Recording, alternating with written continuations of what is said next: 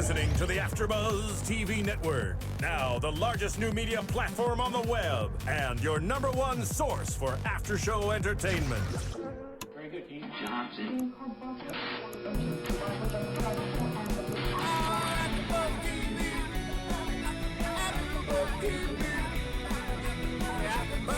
The AFTERBUZZ Studios in Los Angeles, California, presented by Miriam Gonzalez and Bing.com, and streaming live thanks to Akamai Technologies. This is AFTERBUZZ TV's 666 Park Avenue After Show.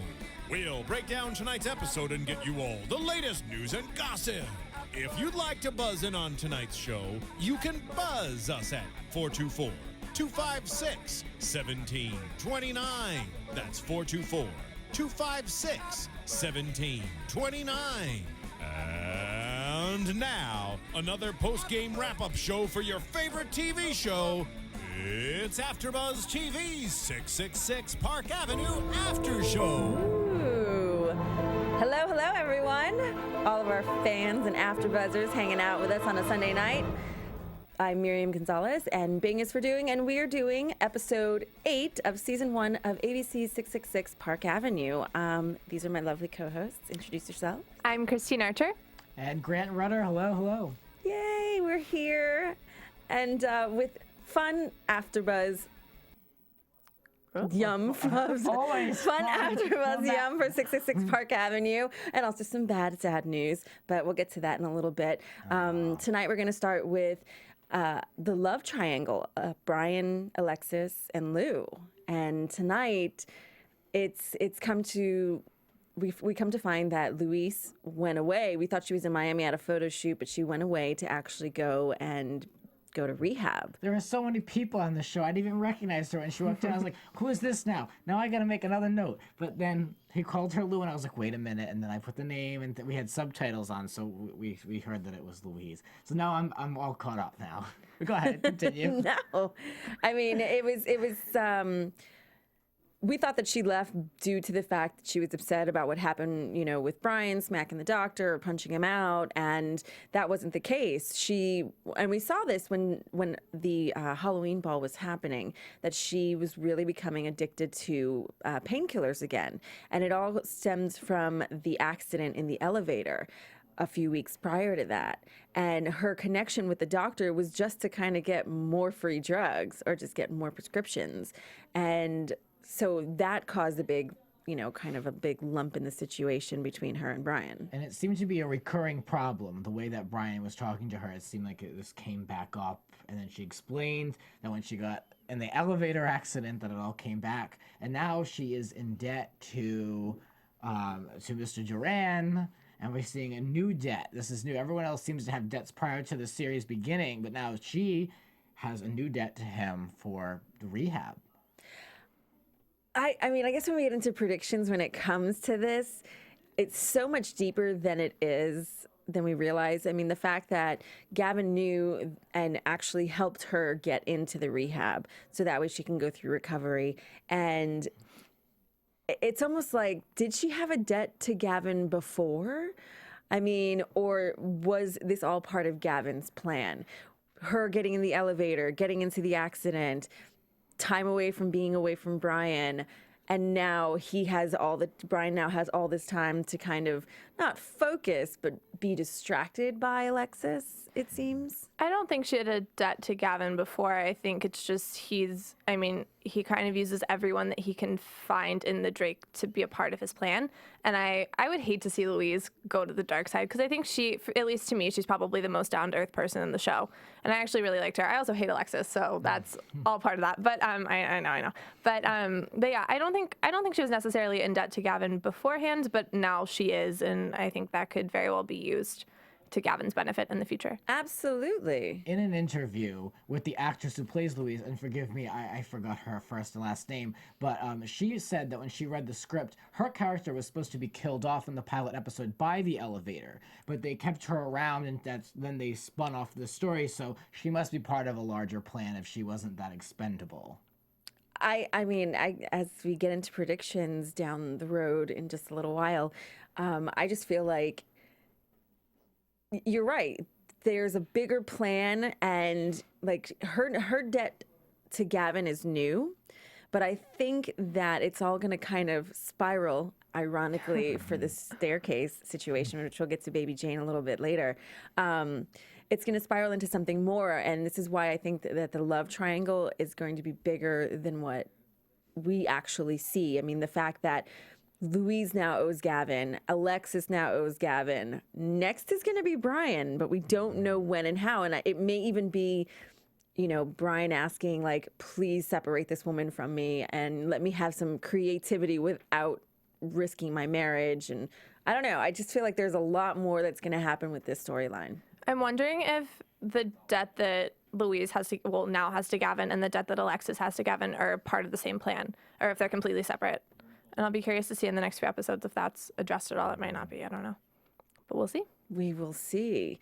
We want to know what you think. Go to iTunes, download us, rate us, comment, and let us know what you think about these storylines. And of course, as we get into the news a little bit later, what's happening with the series Park Avenue 666 Park Avenue. Tell a friend. There's a really cool, if you have a smartphone, there's a really cool app that actually organizes your podcast. I have it. It works. It's good. It really does. I endorse it. It freaked me out the first time because, like, before you could just download your podcast straight to your iTunes and listen to it however. But now it's a separate application. You go and you download it, and then it organizes your podcast so you can listen to them. I mean, there's many shows that we have here on AfterBuzz TV that you can tune into, rate and comment. It only takes a few minutes, not even less than that. It takes less than a minute to do it. Just click, rate, and go. Tell us what you think. Sit back, watch, relax, and enjoy the show. So speaking of watching the show, tonight we saw Victor Shaw kind of getting his, getting smacked around a little bit. By Vanessa Williams, of all people, too. Oh, that was awesome. Yeah, but she got her 2 slaps in. Okay, all right. She's kind of been a passive character up until now. We were talking earlier about how she almost just like plays the sidekick role to Gavin the entire time. And she's such a strong actress, too, that it doesn't really make sense to have her doing that. So now, I mean, at least she got her 5 seconds of punching people and slapping them around a little. It made me mad. I mean, she walked in, and to me, the first thing I said was that she is useless. And I know that the story is not, I know we're halfway through, I'm sure she's going to come into play, but for the time being, I mean, she's boring me. She will also just do all this shopping all the time. Like, I want to know more. And so today, at least she had some more dialogue in this episode, and she made a few choices. I don't agree with all of them, but Someone has to host the dinner parties, though.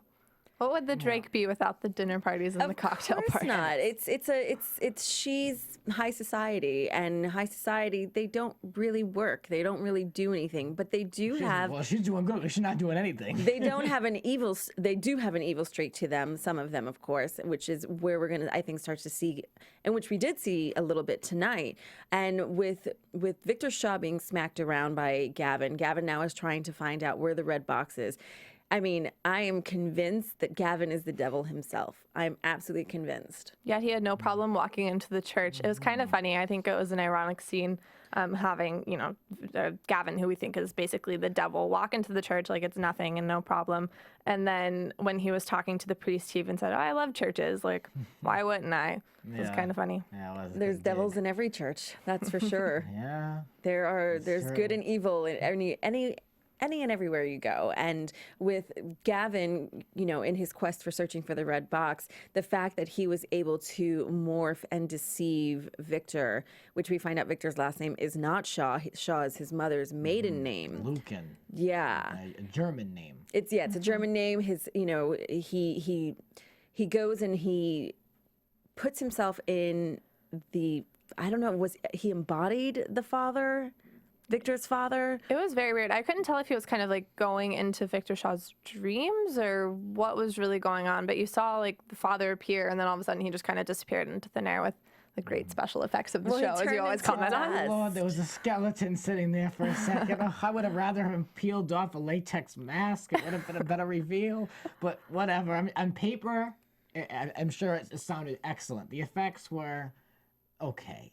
You got the point across, though, I guess. Absolutely. Yeah. No, I mean, it's still good. It was a good... Every scene, I said to you earlier, every scene in this episode seemed to move the story forward. There really wasn't any waste of time or, like, sitting around waiting. Everything had the story progress, and we saw movement with all of the characters. We really did see almost everyone today, and everybody took a step forward. Nona a little bit, but she was still involved, so good to see her. Nona, just kind of a side note, but she's a very interesting character to me. And I always, every episode, I wonder how much she really knows, because I feel like she knows more than she's letting on. She gives these little hints to everyone, whether it be Jane or whoever, every now and then, but doesn't give them the full story. But I feel like Nona knows a lot more than she lets on. And her psychic abilities come and go. I mean, shouldn't she have told Jane, don't go into the floor? But I mean, we'll It's see. all exploration, which we'll talk about Baby Jane in just a moment. But back to Victor Shaw and Kandinsky, here they are trying to find out where the red box is when Gavin morphs into his dad or jumps into his head as a dream.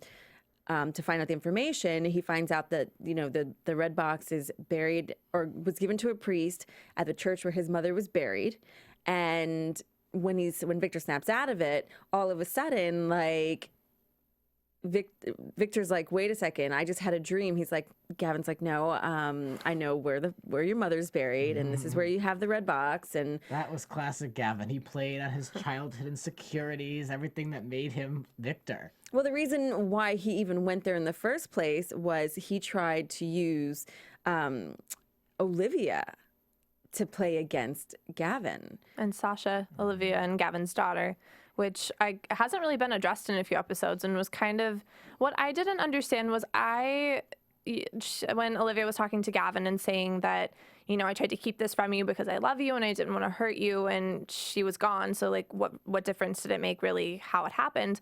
And then Olivia also said she had just said some terrible things about you. I didn't want you to hear them.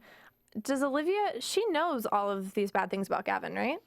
She almost made it seem as if the things that Sasha said she wasn't aware of. Well, we've been questioning that the whole series. I'm not sure. I mean, we know that she knows something. She knows something's up, but we don't know how involved she is. I think that still has yet to reveal itself. As I've said in the past, I feel that Gavin has her on a need-to-know basis, and she wants to stay there. She doesn't want to see all the crazy and evil that everyone else sees and talks about. She just prefer to live in her high society home, in her happy little life, shopping all the time, throwing dinner parties, which I know you hate, but... She needs a better dress. I wasn't into the wardrobe this episode. St. John sometimes isn't always the cutest thing. But whatever.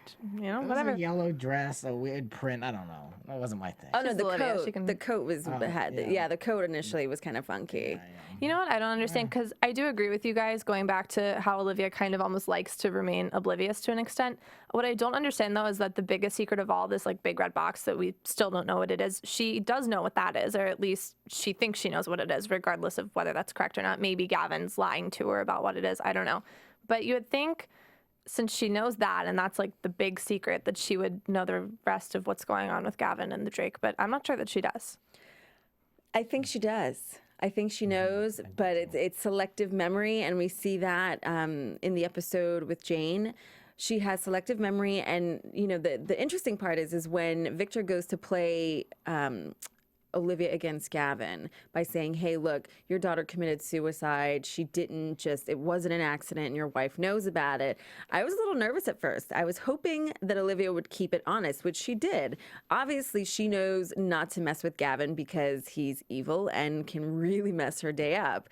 And so for her to just say, you know what, yeah, she wrote this note, and, I didn't want to, there was just so many things in there, and I just wanted to protect you, and he was trying to, I thought Gavin was going to turn on Olivia for a second for keeping it from her, from I was him. meaning too. He kind of grabbed her a little bit. Oh, yeah. He was definitely shaking her a little there. And I just feel that the fact that she opened up and was like, yes, I know about this, and Victor is trying to play us against one another, and we need, this is where I feel that she knows what's going on and she knows what's up.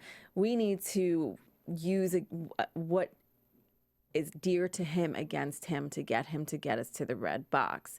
And that's when we fast forward and see that Gavin manipulates the situation, whether he becomes the father or is the dream, jumps in the dreams with the father, or whatever the case may be.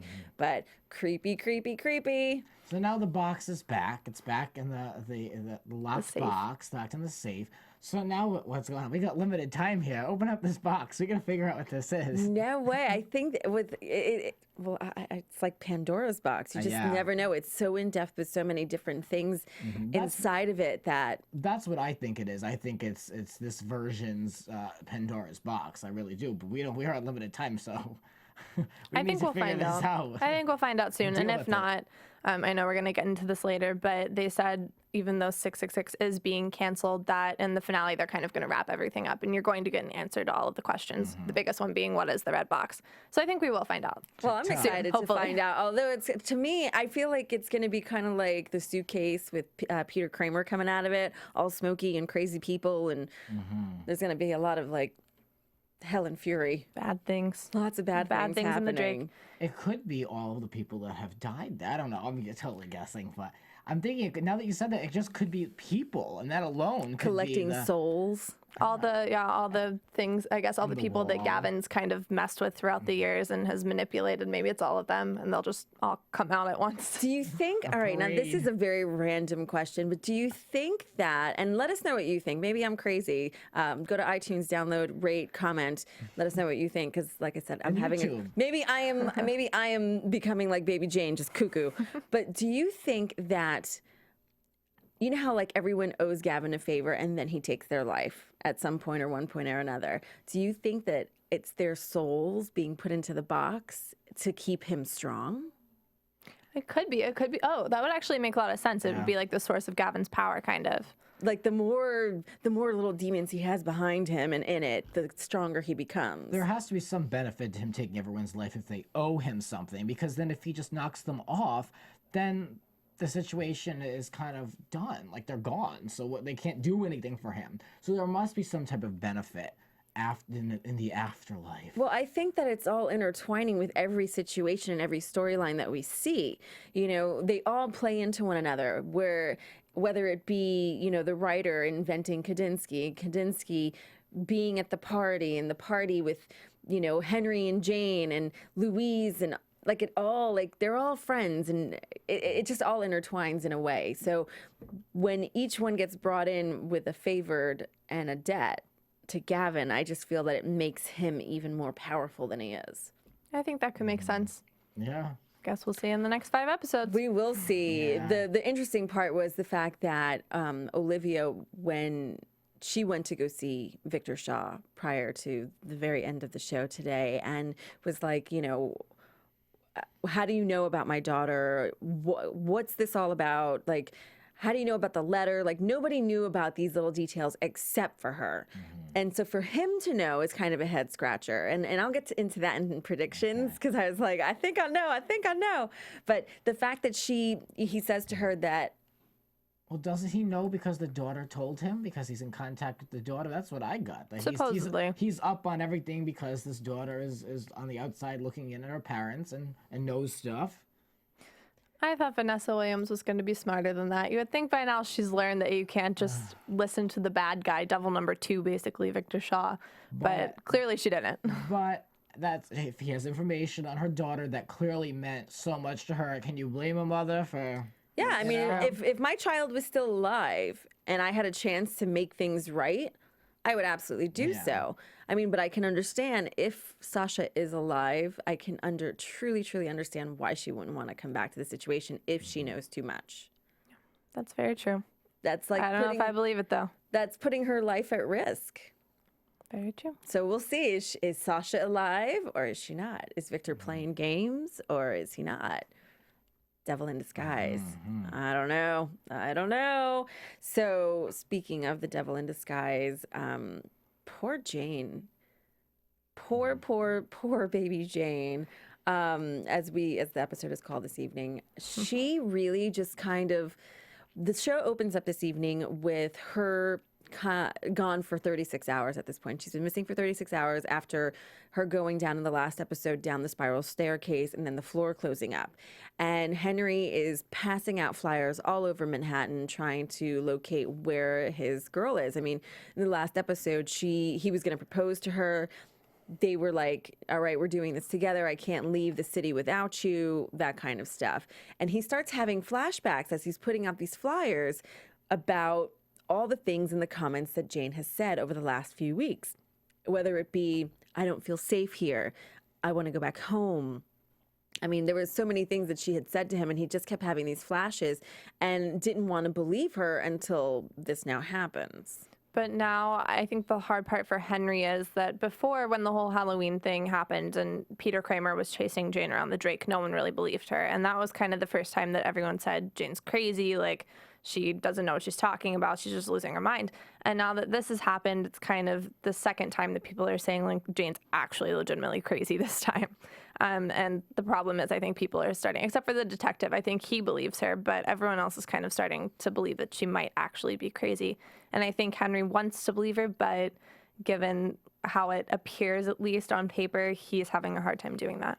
See, we have this detective in the picture. I mean, I was kind of hoping, but I know it's not going to go in this direction, but I was hoping that she would kind of be offended by the fact that he said, well, have you told doctors that you have a family history of, you know, people being a little crazy? And I was hoping that she would really be, like, put off by that and then go hook up with this detective.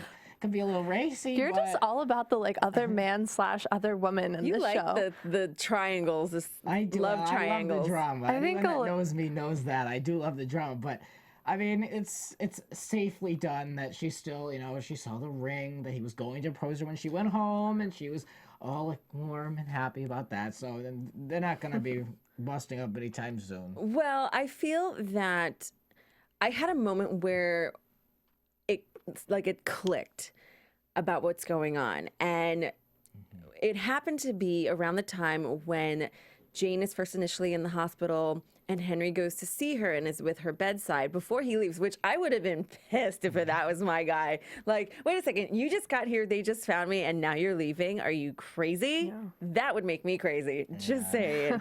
But he's sitting down on the edge of the bed before the nurses come in to, like, you know, take her vitals and what have you. And he says to her, he goes, you know, did you tell them anything about your family history, about your grandmother being crazy? And she was like, no. And she's like, I'm not crazy. And that's when it clicked to me. I'm like, wait a second. Her grandmother lived in this Drake hotel. I mean, this Drake building. And naturally, the situation that her grandmother experienced as a child, and we see her grandmother as a child in previous episodes, have been the things that made her crazy. Of course, nobody's going to believe anything that the grandmother says. So, of course, she sounds crazy. So it's like, is she crazy? Not so much. The cycle. Maybe the whole twist to this entire show is going to be that Jane is legitimately like a crazy person. We could kind of think the entire time that like everyone else just thinks she's crazy and doesn't believe her, but maybe she actually legitimately is. Oh, that'll be a letdown for me. It will be, that's true. I mean, I don't think that that's the case, only because there's so many different pieces of the puzzle over the last few weeks that make her not crazy. You know, she's crazy for exploring the Drake the way that she has been. That's crazy. Like, hello, are you asking for trouble? Opening up doors that you shouldn't be opening up? And she wasn't out of the hospital 5 minutes and she's already ringing that woman's bell. I mean, take a break. What? Sit down and have something to eat first. I mean, jeez. Well, you know, it's interesting because when she was in the hospital and she had that flash of her grandmother, like when he asked about the grandmother, have you told him about it? And then she had the flash as they were putting on the blood pressure thing. She had a flash to what happened to her down in the stairs. Now that's where I think in predictions we can get interesting about what happened down those stairs. And as we spend time with Jane in the hospital this episode, we learn a little bit more about the different characters, a new character being introduced and yet axed out of the picture very quickly. But, you know, she's sitting there and she's lying in the hospital bed and she's kind of in and out of consciousness when she hears the two nurses talking about Jillian Waters, who happened to go through the same exact thing. Something happened. There was talk of a spiral staircase. We found him, you know, clueless and crazy in Times Square and not really remembering what happened.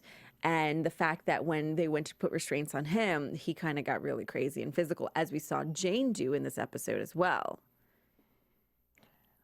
She went downstairs and we saw Julian through the slot, he was creepy. You know, I don't like him. Well, they go and they give her the pills, and I'm like, spit them out. Exactly. Spit them out. Soap opera 101. I mean, but aside from that, it's like, okay, you don't want to be sedated.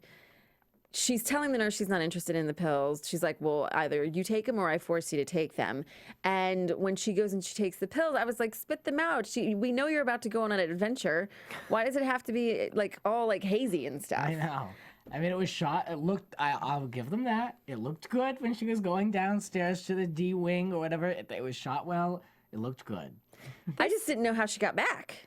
She just like walked around the hospital. I don't really understand what kind of hospital this is, but first of all, if she's in the psych ward, and second of all, if she's going to like the violent people section of the hospital, she shouldn't be able to just like wander in there and wander out whenever she wants to. Well, she wasn't able to wander in and out or wander just into the D wing. Yeah, but isn't there a candy striper or someone? I know I'm reading way into this, but I mean, have someone walk around, a security guard. There should be a security guard in the violent person's ward or whatever Absolutely. it's called. That was a little ridiculous. I get it was after hours, but there's always someone. There's always someone walking around. Well, you know, the guy that's watching the monitors of all the he's sitting in his booth and keeping track of everything. He's busy watching, anything that's on ABC right now, or he's checking us out on AfterBuzz TV. Exactly, with a donut. He's busy. He's distracted. When you're working in a psych ward like that, there's a possibility that he doesn't really need to. These guys are all locked in. He doesn't have to be pacing the floors. They're not going to be going anywhere. In her case, I've never seen a hospital without anyone in the hallway. But whatever. And a mirror. What is the mirror doing over there with all these violent people? Yeah. It looked good. Okay. it looked like one of those plexiglass mirrors, the ones that actually, kind of don't make you look very good when you look in them. But no, she the fact that she was able to get down to the psych ward and talk to Jillian Waters was really trippy and interesting, I thought. And the fact that she was asking him about the staircase and did you go down the staircase, and I thought that he was going to pull her hair through the little window.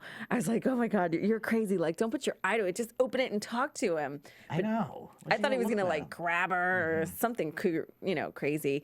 And he proceeds to say, he's like, I didn't go down the staircase. I came up the staircase, which has me so curious to who he is, as far as like what I like to think of as the sorority of these warlocks and demons that run the Drake, or that have their hands in the Drake pot. And I wonder how long he's been down there too. That's the other thing I want to know, and why he was down there. I was wondering if he was another child of the Drake, if that was kind of how he ended up in the same situation, or I feel like she would have known about him though, or even maybe Nona would have mentioned him at some point if that was the case, but I guess we'll see. We really don't know anything about this character. I know we were talking when we were watching the show. We were like, have we seen this guy before?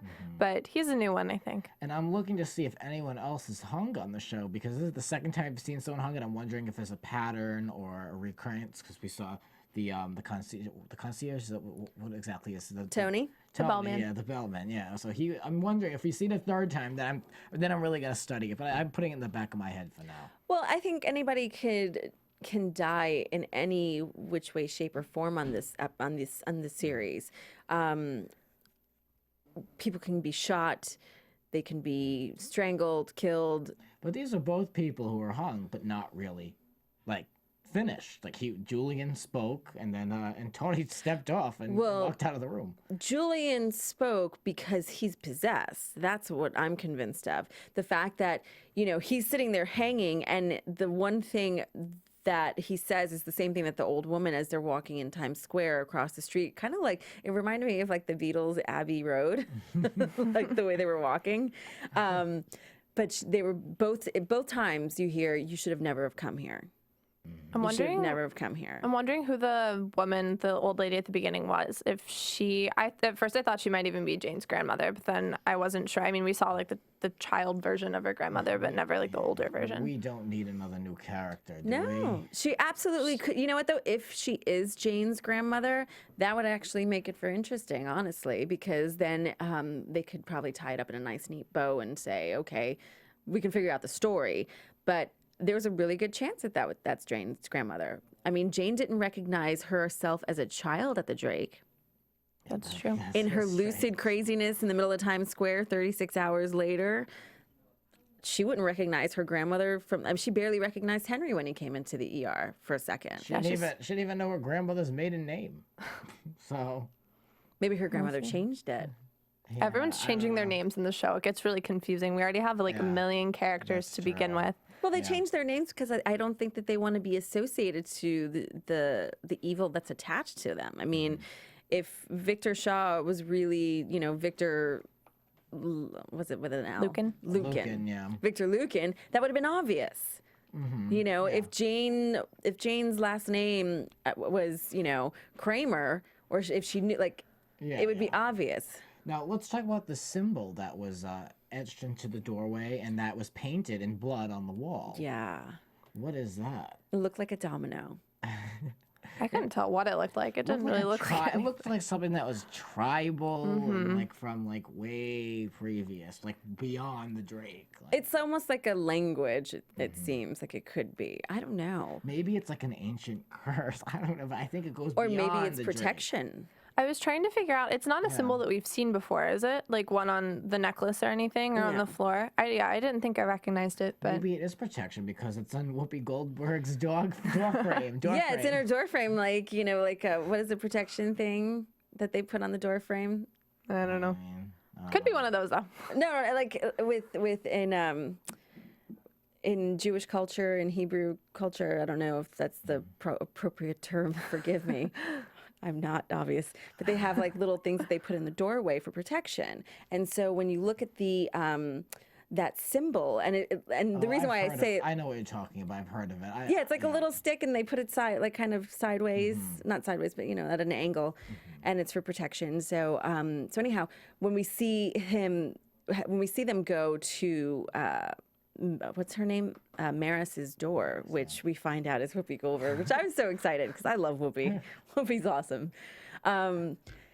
It's in the doorway as protection, that symbol, and it'll be interesting to see if that's protection, or who knows? I mean, it could be protection. Who knows why that's there? It was just like a little point for her to know, like a clue for Jane to notice, as far as I'm concerned so far. But it could be for protection. I think that would make sense, actually, because like Nona said, Whoopi Goldberg's character knows a lot about the Drake, and she's who can kind of help her figure everything out and see kind of how this whole thing's going to pan out. So that would actually make a lot of sense if that was it. I don't know. So many questions to be answered. I mean, what do you think the sign is? What I would look. It really did look like dominoes, the little dots and whatever on domino cubes. Anyhow, we want to know what you think. Go to iTunes, download us, rate, comment, let us know. I mean, am I crazy? Is Jane really crazy? I think Jane's crazy. You think Jane's crazy? I don't think it's you. I'm still distracted by the green screen that they used for Times Square. I know. I need to just accept it for what it is. I mean, I'm not being a stickler, but I just find out I don't know. It takes me out of it, and that's why I don't like it, because it takes me out of the story, really.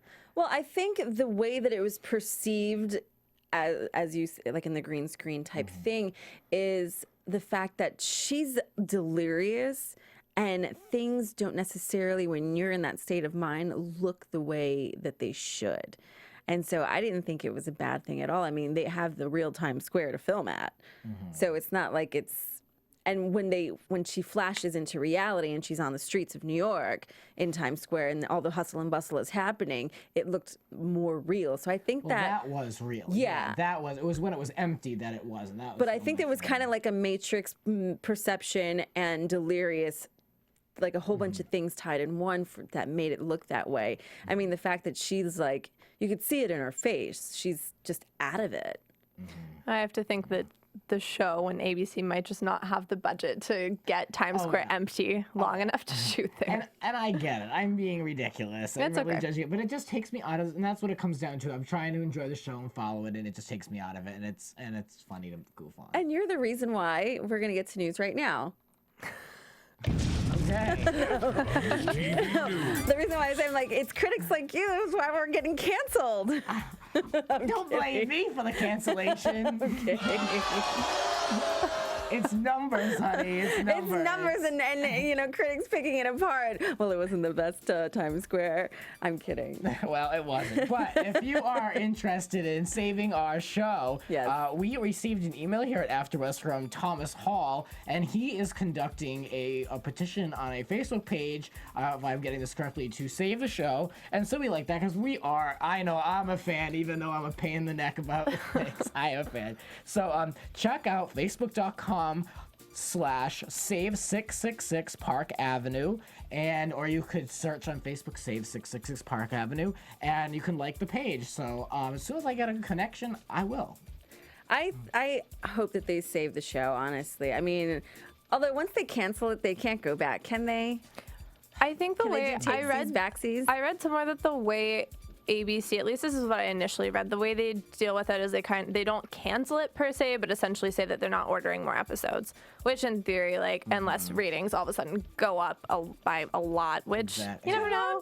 I thought this was a good episode tonight. I think I have to admit, I think the last episode or two kind of dragged a little bit, but I think this one really did like further the storyline a lot.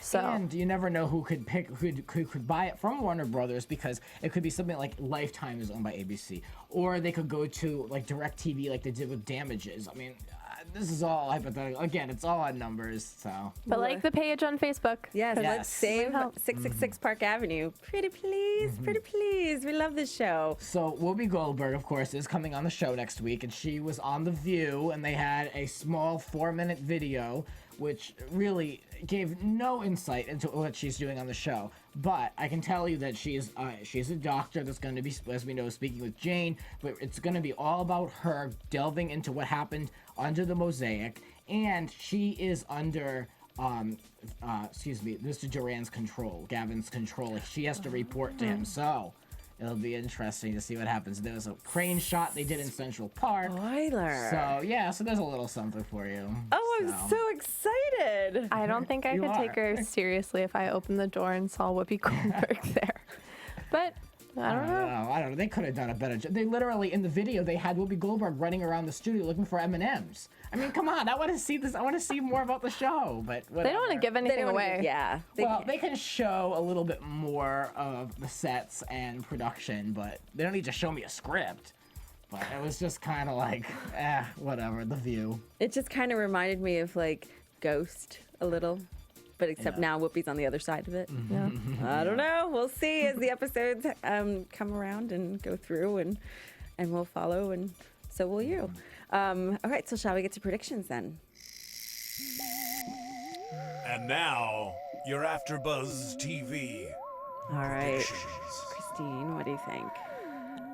I was saying earlier, I actually don't have very many good predictions for tonight. I think so much happened in this show today and a lot of things were left very open-ended, like the storyline, whether it be with Alexis and Louise and Brian, that was kind of just left very wide open with the whole, like, him not being able to write. And then with Jane, like, she's crazy, but yet she's, like, you know, what I was going to say this earlier. For Jane, having just experienced something so traumatic, and like at first she's not even able to speak about it, she's just kind of sitting there like staring blankly. She's awfully excited to go home. She's like, I don't want to be in this hospital, I want to go home, like, please get me out of here. I would not want to go back to the Drake if I were her, but that's a side note. But the only thing I really think, and I kind of mentioned this earlier, I think Nona in the next few episodes is going to play a bigger role, and I think that we're going to find out that she actually knows a lot about what's going on. And I wonder, Nona's kind of been the good character this whole time. She's kind of been Jane's sidekick, but I'm wondering if she's maybe not as good as we think, and she might actually be a part of Gavin's plan as well. Because like you said, Whoopi Goldberg, she's kind of answering to Gavin, and she's one of his little puppets, and Nona, like, basically is the one who pushes Jane to go see Maris, I believe is Whoopi Goldberg's character's name.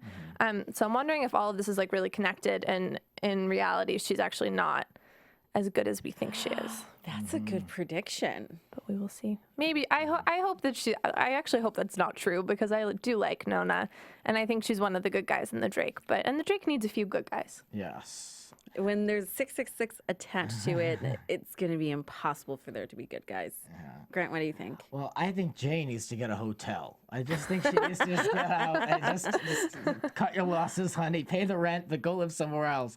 But my prediction is I think Sasha is alive and well, and we're gonna see her, and I think she's going to really, because she knows everything about Gavin and what he's up to. She might even have some power over him. She might be alive, but I don't think she's well. Well, maybe I don't think she's gonna be well. Yeah. But yeah, I think she might have some power over Gavin, and that's how it all might come to a point. Is prediction, maybe his own daughter might take him out. I don't know. I don't know if he could even die. Who knows? Who knows what's in that box? So. All right. So I think now that Jane is back home, of course she's at ease with seeing the engagement ring and knows that Henry's going to propose. I think that's going to keep her. That's what's going to keep her at bay for a little bit. Tailing off of your prediction with Nona, you know what? You might be onto something. The fact that, with you spoiling Whoopi Goldberg and the fact that she has to report to Gavin and Nona brings her over, I feel that this is all part of the plan that somehow connects to like Jane's grandmother back in the day, and Gavin and Jane's grandmother and Peter Kramer, and it's all going to come full circle. And it's going to be interesting to find out how that happens. And yeah, I think that Nona has good intentions, but when you're under the spell of Gavin, all goes out the window. So I think that with Jane's story, we're going to see a lot of interesting twists and turns, especially as all these new characters come into play. Julian Waters being one of them today, which helped the story along.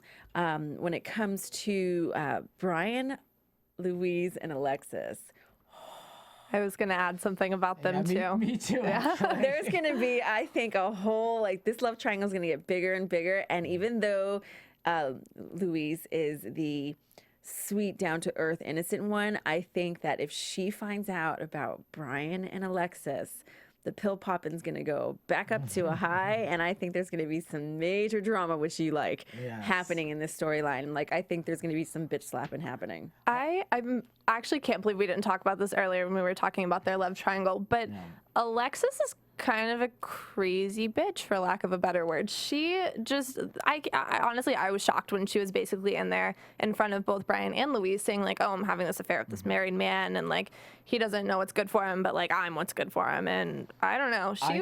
I thought she was straight up delusional, she was going to play that love struck, maniac. But then we saw her have that scene with Gavin where she was more subdued, and she was like, I don't want to keep doing this. The guilt is taking me over. So I'm wondering what's going to happen from there, because she seemed to kind of throw in the towel. I think that because of her vulnerability, it's going to leave her open for them getting caught.